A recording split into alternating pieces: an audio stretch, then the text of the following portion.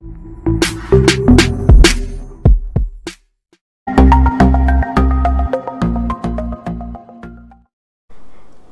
అండి, ఎలా ఉన్నారు అందరూ?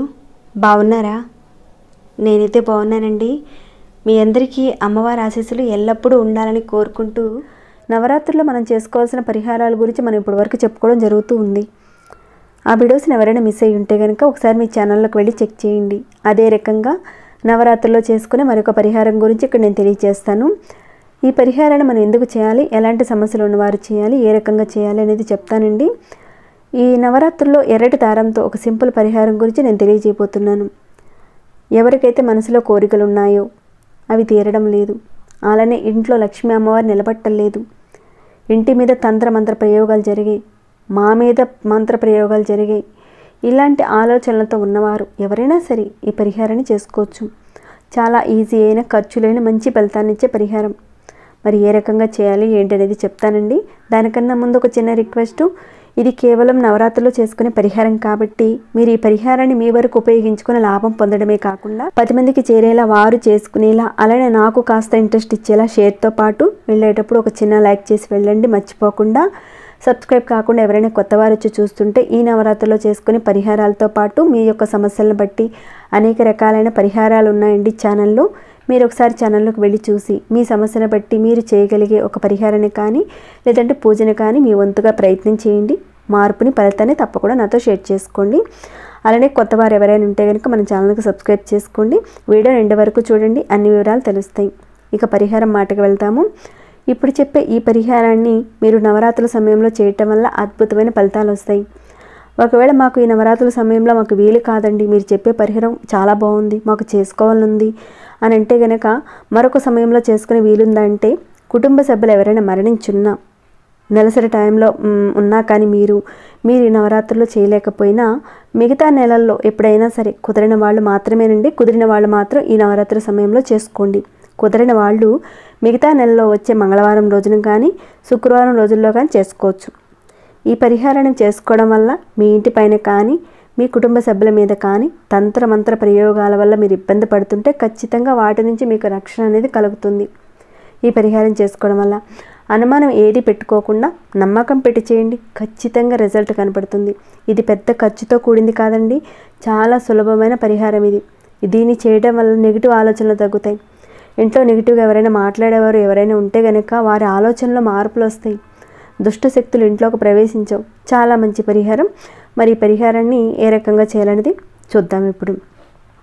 ఈ పరిహారాన్ని ఆడవారైనా మగవారైనా ఎవరైనా చేయొచ్చు. ఆడవారు నెలసరి టైంలో మాత్రం ఉన్నప్పుడు చేయకండి. నవరాత్రి సమయంలో చేసుకోవాల్సిన పరిహారం కుదిరిన వాళ్ళు ఎప్పుడైనా సరే శుక్రవారం రోజున కానీ మంగళవారం రోజున కానీ చేసుకోవచ్చు.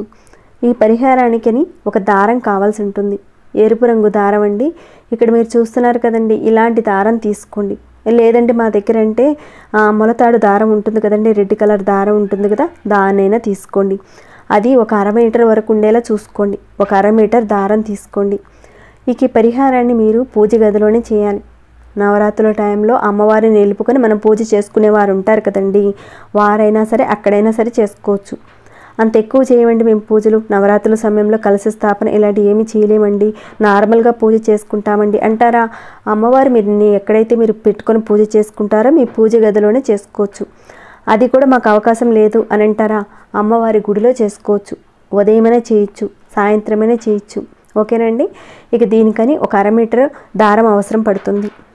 ఇక మీరు తీసుకున్న ఈ దారానికి ముడులు వేయవలసి ఉంటుంది. మొత్తం ఆ దారానికి ఒక 9 ముడులు వేయవలసి ఉంటుంది. ఇక్కడ నేను చూపించిన విధంగా ఏ రకంగా కొద్దిగా గ్యాప్ ఇచ్చి, అంటే ఒక అంగుళం కానీ ఒక అరంగుళం కానీ అంత గ్యాప్ ఇచ్చి దారం మొత్తం కూడా ఒక 9 ముడులు వచ్చేలా గ్యాప్ ఇచ్చుకుంటూ వేయండి.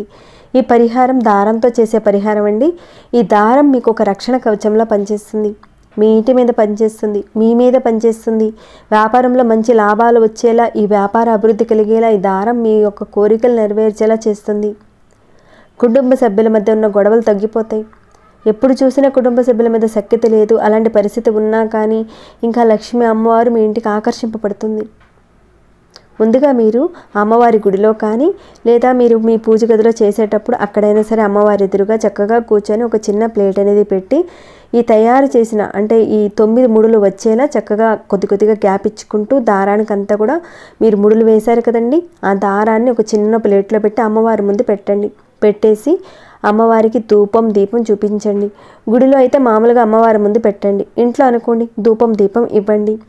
అమ్మవారికి అయితే దీపారాధన విషయంలో ఆవు నేతితో కానీ నువ్వుల నూనెతో కానీ ఆవ నూనెతో కానీ దీపారాధన చేయండి. ఆవ నూనె అంటే ఆవాలతో చేసిన నూనె ఉంటుంది కదండి, దాంతో దీపారాధన చేయండి. కొబ్బరి నూనెతో మాత్రం దీపారాధన చేయకండి. ఆవ నూనె నువ్వుల నూనె ఆవ నేతితోనే చేయండి. 2 ఒత్తులు వేసి చేయండి.